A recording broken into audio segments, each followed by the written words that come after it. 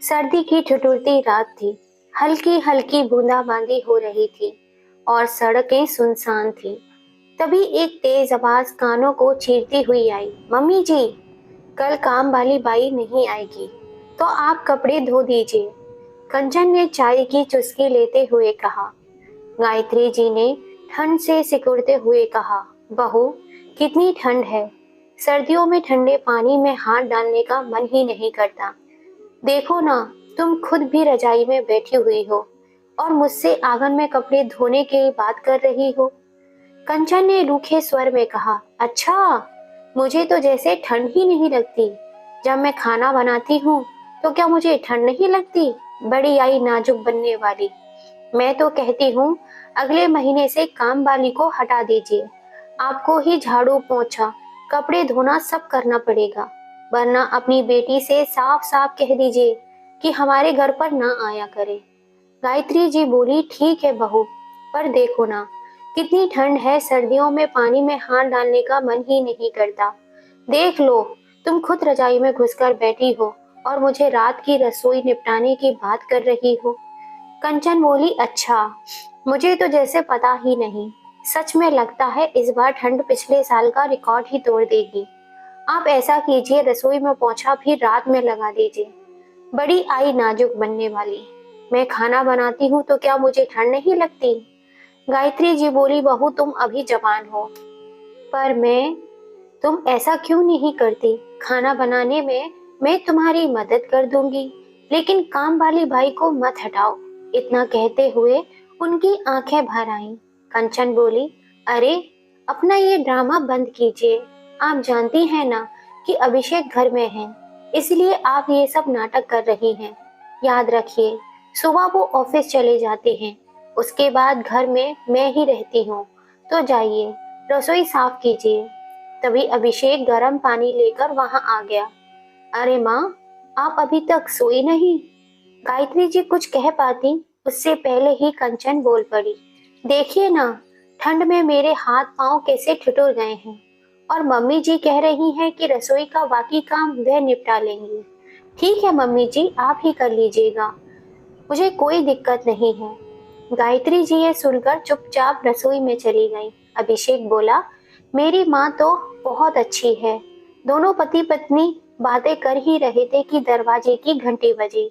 कंचन बोली, लो, आ गए मम्मी के रिश्तेदार। जब देखो कोई ना कोई मुंह उठाए चला आता है।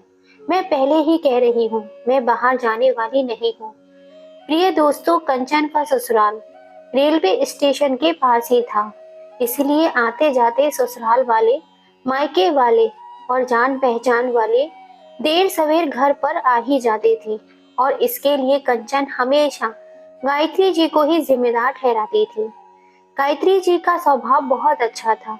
जो भी घर आता वह उससे प्यार और अपनेपन से ही मिलती थी, इसीलिए उनके घर पर जान पहचान वाले बेझिझक आ जाया करते थे। अभिषेक बोला, सोच लो, कहीं तुम्हारे मायके वाले हुए तो फिर मत कहना कि मैं नहीं आऊंगी। कंचन को ना चाहते हुए भी अभिषेक के साथ बाहर आना पड़ा। अभिषेक बोला, अरे मल्होत्रा अंकल आंटी, आप इतनी रात को, और वो भी बिटियों के संग। फिर उन्होंने कंचन से कहा, कंचन, पुणे शिफ्ट होने से पहले हम सूरत में मल्होत्रा अंकल के पड़ोसी हुआ करते थे। अभिषेक ने कंचन को इशारा किया तो कंचन को उनके पैर छूने पड़े। मल्होत्रा जी झिकझकते हुए बोले, माफ करना बेटी, इतनी रात को परेशान किया, लेकिन क्या करते, दिसंबर की कड़ाके की ठंड, ऊपर से घना कोहरा। सूरत की रात की ट्रेन सुबह आएगी। पहले सोचा होटल चले जाएं, पर दो साथ में जवान बेटियां हैं, यह सोचकर मन नहीं माना।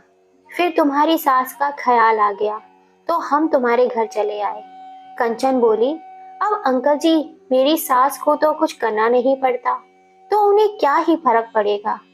तभी गायत्री जी रसोई से निकली और बोली, कैसी बातें कर रहे हैं भाई साहब, यह आपका ही घर है, जब मन हो चले आइए, और ऐसी परेशानी में अपने ही तो अपने काम आते हैं।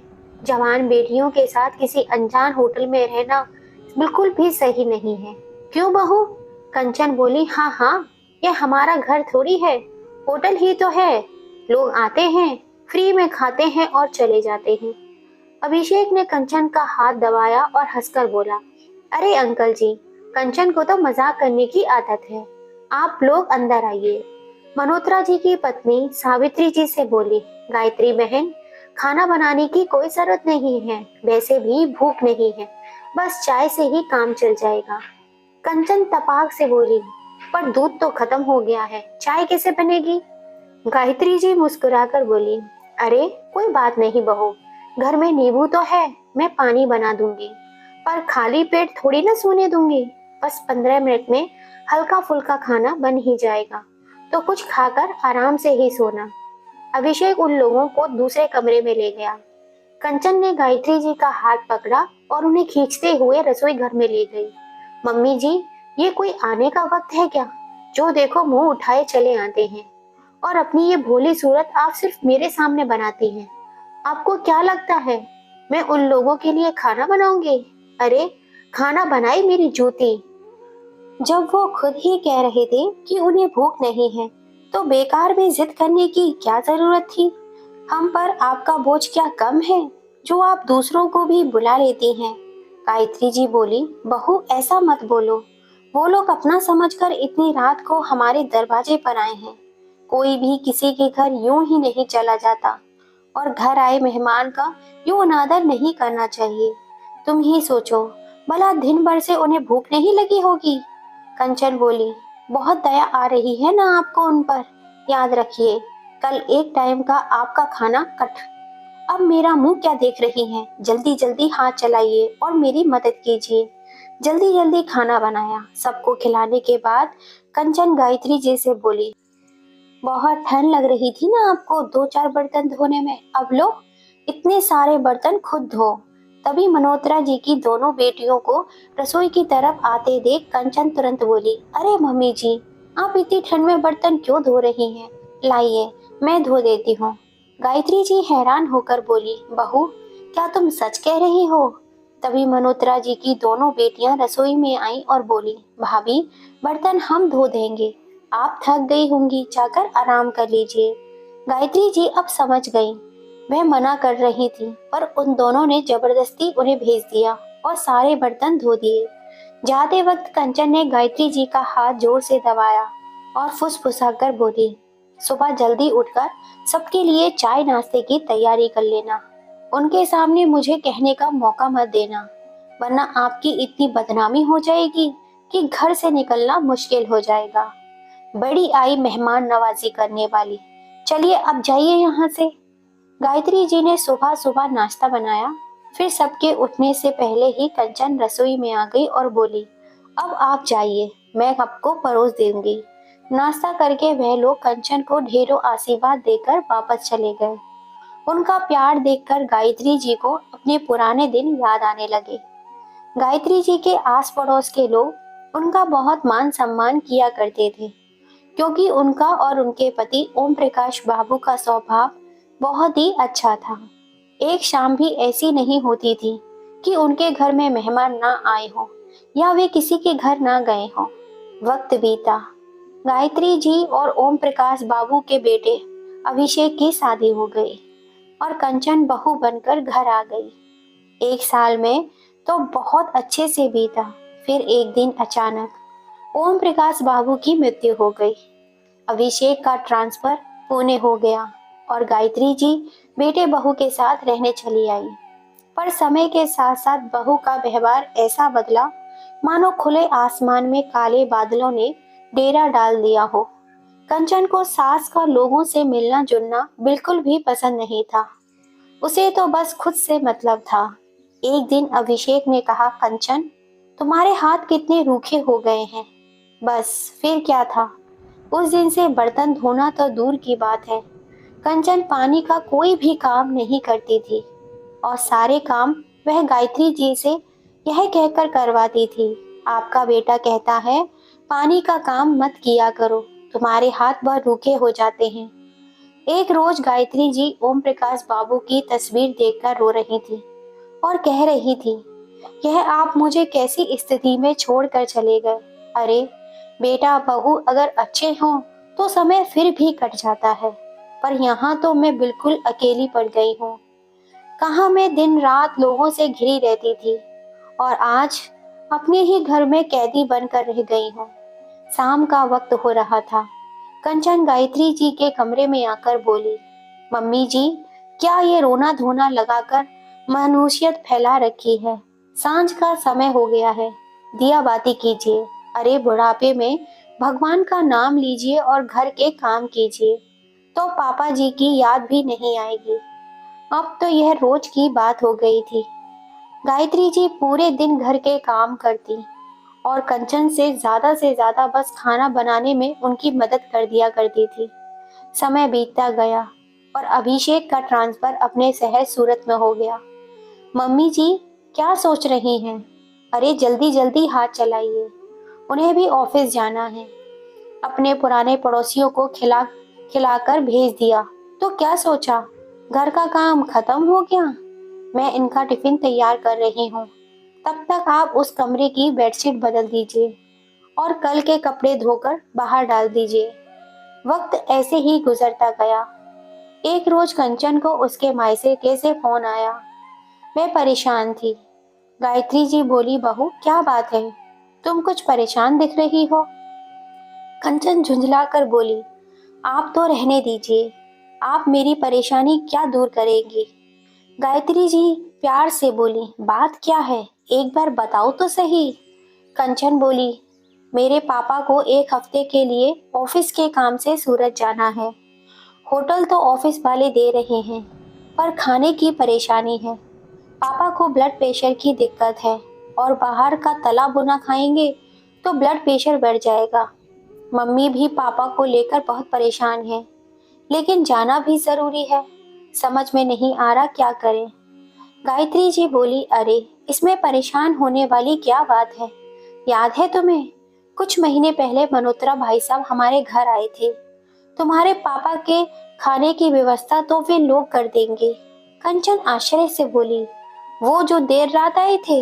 हाँ हाँ वही, लेकिन एक हफ्ते के लिए कोई अनजान किसी को क्यों खिलाएगा? बहू, हम बहुत पुराने पड़ोसी थे और वो लोग रिश्ता निभाना जानते हैं। आजकल की पीढ़ी की तरह नहीं।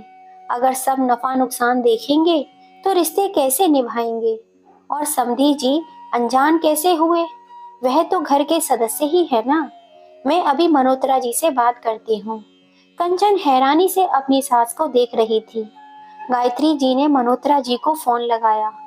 मनोत्रा जी बोले, भाभी, आपने हमें ऐसा बोलकर पराया ही कर दिया। हम हैं तो उन्हें होटल में रहने की क्या जरूरत है? आप उनसे कहिए, जब तक वो सूरत में हैं हमारे घर पर ही रहेंगे, उन्हें कोई परेशानी नहीं होगी। ओम प्रकाश भाई साहब ने हमारे लिए क्या कुछ नहीं किया था, हम भूले नहीं हैं। बस आप उनका नंबर दे दीजिए, मैं बात कर लूंगा। गायत्री जी ने मुस्कुराकर कहा, बहुत तुम्हारा काम हो गया है। कंचन तुनक कर बोली, आपने कोई इतना बड़ा काम नहीं किया है जो मुझे सुना रही हैं। अब आपके रिश्तेदार आते हैं तो उन्हें कौन देखता है? गायत्री जी ने सोचा, बहू की आंखों में तो पानी ही नहीं है। इसे सही रास्ते पर लाने के लिए कुछ ना कुछ तो करना ही पड़ेगा। अगले दिन गायत्री जी ने अभिषेक से कहा, बेटा मौसम बदल रहा है, मेरे हाथ पैर बहुत दर्द हो रहे हैं। बहू से कहो हर रोज मेरी थोड़ी मालिश कर दिया करे। तभी कंचन वहां आई और बोली, क्या मैं और मालिश? आपका दिमाग तो खराब नहीं हो गया? अभिषेक बोला, कंचन तुम मेरी माँ से इस तरीके से बात क्यों कर रही हो? गायत्री जी बोली, बेटा ये पहली बार नहीं है। बहू मेरे साथ आज से नहीं, तुम्हारे बाबूजी की मृत्यु के बाद से ही ऐसा व्यवहार कर रही है, पर मैं इतने दिनों तक चुप रही। शायद इसे रिश्ते की मर्यादा समझ लो, लेकिन यह तो बस अपना नफा नुकसान देखकर रिश्ते निभाती है। अब मुझसे और बर्दाश्त नहीं होगा, बेहतर होगा तुम अपनी गृहस्थी अलग बसा लो। कंचन गुस्से में बोली, क्या मतलब अलग गृहस्थी बसा लो? दिक्कत आपको है तो आप इस घर से चली जाइए। आज गायत्री जी के सब्र का बांध टूट गया था। उन्होंने गुस्से में कंचन को एक जोरदार थप्पड़ जड़ दिया और गरज कर बोली, बहुत दिन तुम्हें बहुत समझकर प्यार से समझाती रही, पर तुम, अरे तुम्हारी जगह मेरी बेटी होती तो एक गाल की जगह दोनों गाल लाल कर दिए होते मैंने उसके। क्या यह घर तुम्हें दहेज में मिला है या तुम्हारे पति ने खरीदा है? तुम भूल रही हो, यह घर मेरे पति का है। घर का राशन पानी सब उनकी पेंशन से आता है। मैं सोचती थी बेटा इतना अच्छा है तो बहू बुरी बन ही नहीं सकती, लेकिन तुमने तो उसकी अच्छाई का भी फायदा उठा लिया। अभिषेक चौंक कर बोला, माँ, आपने मुझे आज तक यह सब बताया क्यों नहीं? गायत्री जी ने ठंडी सांस ली और कहा, बेटा मैं नहीं चाहती थी कि तुम दोनों के बीच मेरी वजह से तनाव हो, पर जब घी सीधी उंगली से ना निकले तो उंगली टेढ़ी करनी ही पड़ती है। अब इस घर में अगर तुम्हारी पत्नी रहना चाहती है तो मर्यादा से रहे, वरना तुम दोनों चले जाओ। मैं अपने खाने पीने की व्यवस्था खुद देख लूंगी। मैं किसी पर बोझ नहीं हूँ। अभिषेक अपनी माँ के पास खड़ा हो गया और कड़े शब्दों में बोला, माँ, मैं आपको छोड़कर कहीं नहीं जाऊंगा। दिक्कत कंचन को है तो यह अपने मायके चली जाए। मैं भी इसके पिताजी को फोन करता हूँ। कंचन रोने लगी, नहीं नहीं, मेरे पापा को कुछ मत बताइए। उनकी तबीयत ठीक नहीं रहती और वैसे भी उन्हें अभी बाहर जाना है। मम्मी जी, आप तो सब जानती हैं, फिर कुछ कहती क्यों नहीं? गायत्री जी ठंडी हंसी हंसते हुए बोली, मैं तुम्हारे लिए क्यों कुछ करूं? इतना कुछ करने के बाद भी मुझे क्या सलाह मिला? अरे माँ अच्छी सलाह दे तो मान लो, पर क्या तुम दूध पीती बच्ची हो जो तुम्हें कोई कुछ भी कहे तुम हर बात मान लेती हो? अभिषेक गुस्से में कंचन की ओर मुड़ा और बोला, तुम एक बात जान लो, मैं अपनी माँ से अलग नहीं हो सकता, क्योंकि मैं जानता हूँ कि मेरी माँ यहाँ गलत नहीं है। अरे उन्होंने तो आज तक कभी नफा नुकसान देखकर रिश्ता निभाया ही नहीं। अगर उन्होंने ऐसा किया होता तो हमारे दरवाजे पर कोई नहीं आता। तुम देख रही हो ना, मेरी माँ के व्यवहार के कारण ही लोग यहाँ आते हैं। सोचो, मेरी माँ ने अपने व्यवहार से कितने लोगों को अपना बना लिया, और तुम तो अपनी सास तक को अपना नहीं बना पाई। छी, मुझे शर्म आ रही है तुम्हें अपनी पत्नी कहते हुए। तभी कंचन के पिता का फोन आया। उन्होंने कहा, बेटा, सूरत से मल्होत्रा भाई साहब का फोन आया था। तुम अपनी सास से बहुत बहुत धन्यवाद कहना। उन्होंने जो किया है कोई अपना भी नहीं कर सकता। बेटा, इतनी अच्छी सास तुम्हें बड़े पुण्य से मिली है, इसे व्यर्थ मत जाने देना। कंचन की आंखें भर आईं। उसे अपनी गलती का एहसास हो गया। वे झट से गायत्री जी के पैरों में जा पड़ी। मम्मी जी, मैंने आपके साथ कितना बुरा व्यवहार किया, पर आपने साबित कर दिया कि सच में रिश्ते नफा नुकसान देखकर नहीं निभाए जाते। गायत्री जी प्यार से बोली, देखो बहू, नेकी कभी व्यर्थ नहीं जाती, इसलिए जितना संभव हो दूसरों की मदद करनी चाहिए। अपनी माँ से कहना, समधी जी की फिक्र ना करें, ऐसा समझे कि वे अपने ही रिश्तेदार के घर जा रही हैं। कंचन ने जब अपने मायके फोन किया तो लता जी फिर से उल्टा सीधा बोलने लगी। इस बार कंचन ने खुद उन्हें टोक दिया, नहीं माँ, आपकी सोच बिल्कुल गलत है। जब तक हम किसी के लिए कुछ नहीं करेंगे तब तक दूसरों से कोई उम्मीद भी नहीं रखेंगे। आपने आज तक कभी पापा के दोस्तों को या उनके घर वालों को अपने घर नहीं आने दिया, पर देखा, मेरी सास के व्यवहार के कारण ही पापा की परेशानी भी खत्म हो गई। कंचन सोचने लगी, सासू माँ के अच्छे स्वभाव और नेकी के बैंक बैलेंस ही तो है जो उन्हें सूद समेत वापस मिल रहा है। अब उनसे यह गुण भी सीखना ही पड़ेगा और अपना बैंक बैलेंस भी बढ़ाना पड़ेगा। ना जाने कब इसकी जरूरत पड़ जाए। दोस्तों, आपको ये कहानी कैसी लगी? गायत्री जी ने बहू को सबक सिखाने के लिए उसके गाल पे जो थप्पड़ लगाया वो सही था या गलत? प्लीज अपनी राय हमें कमेंट करके जरूर बताइएगा। कहानी पसंद आई हो तो इसे ज्यादा से ज्यादा शेयर कीजिएगा, लाइक कीजिएगा, और अगर अभी तक सब्सक्राइब नहीं किया है तो जल्दी से कर लीजिए। पास में लगी बेल आइकन को दबा दीजिए, जिससे हम जब भी कोई नई कहानी डालें उसका नोटिफिकेशन आप सबको मिल सके। फिर मिलेंगे। जय श्री राम।